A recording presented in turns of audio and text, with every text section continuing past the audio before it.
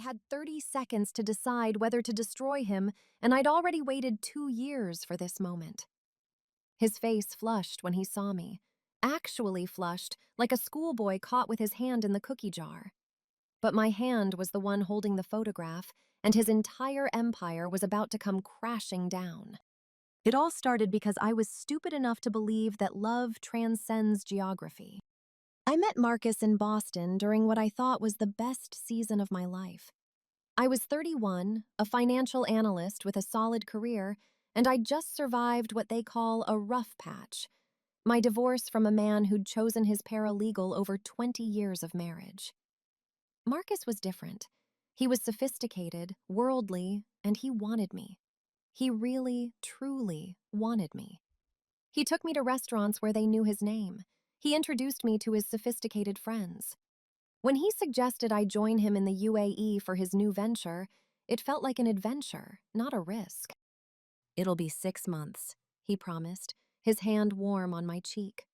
"Then we'll decide where to build our life. I want you to see the world with me, Elizabeth. I want you to see us." I gave notice at my Boston firm. I closed up my apartment. My sister thought I was insane. "You don't even know this man," she said. But I was 31 and tired of playing it safe. I was tired of being invisible.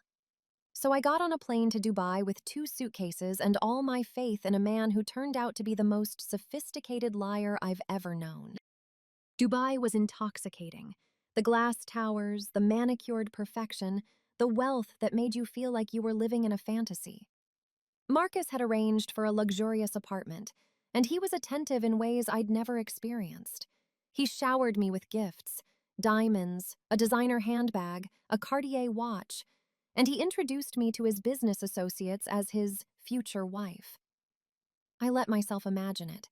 A wedding overlooking the Gulf, a life of endless comfort, finally having someone who chose me.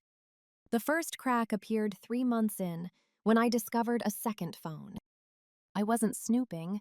I'd knocked over his briefcase looking for an appointment for dinner. 2 phones fell out. When I asked about it, his explanation was smooth. "Business lines, Elizabeth. Some clients prefer a dedicated number. You know how it is." He smiled that smile, and I wanted to believe him so badly that I let myself. The second crack was a charge on his American Express for a hotel in Qatar. When I asked, he said he'd stayed there 2 years ago before we met. Simple, verifiable. Except when I actually checked, he hadn't. He'd charged it for a night in March, just 6 weeks earlier when he'd told me he was at a conference in Abu Dhabi. That's when I stopped believing and started investigating. It took me 2 weeks of careful work to unravel what should have been obvious from the beginning. Marcus wasn't building a tech venture. He was running an elaborate financial scheme designed to exploit wealthy women in the Gulf region. He'd perfected the art of seduction, used it to access banking information, and then systematically siphoned money from older women like me, but also his exes and women he'd befriended at social clubs. The second phone was for his other life, the one where he made false promises and took false checks. And there was another woman. Of course there was. Her name was Svetlana, and she was Russian, 34, and she'd been with him in Qatar. He'd promised her the same things he'd promised me. When I found her, through private investigators I could barely afford, she cried on our first phone call. She'd given him $200,000 for business opportunities.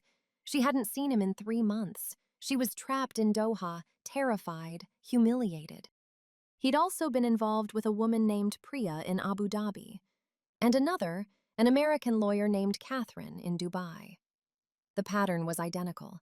The lies were identical. The promises were identical. That's when I realized something important. I could destroy him the same way he'd destroyed us. But I did it smarter. I hired a forensic accountant.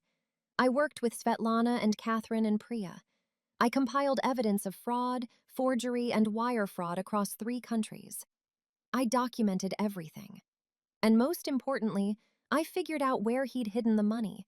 Not in Dubai, not in Qatar, but in offshore accounts. Cayman Islands, Singapore.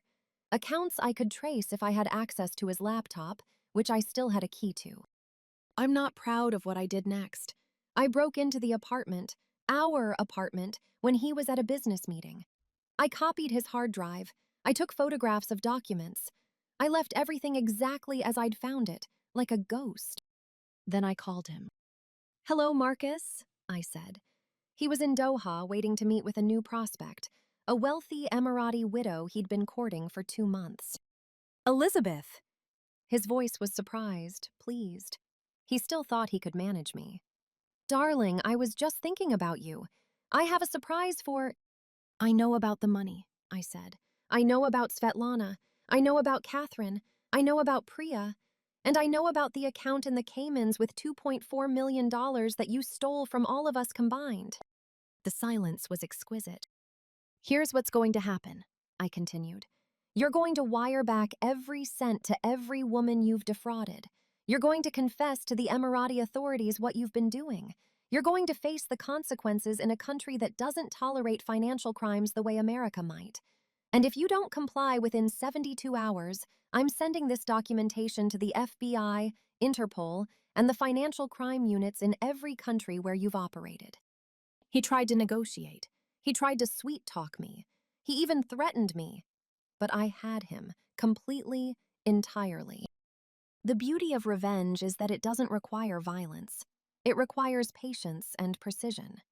It requires knowing your enemy better than he knows himself. Within 48 hours, wire transfers began. Marcus turned himself in to the authorities. He faced trial, and as of last year, he was serving time in an Emirati federal prison, where white-collar crime carries different penalties than in the States. I donated my reimbursed funds to an organization that helps women defrauded by romance scams. Svetlana, Catherine, and Priya all did the same. We've stayed in touch. We're making a documentary about what happened to us. And I've returned to Boston, to my career, to a life where I'm never again willing to sacrifice my self-respect for the promise of love from someone who never saw me at all. The scar tissue is real.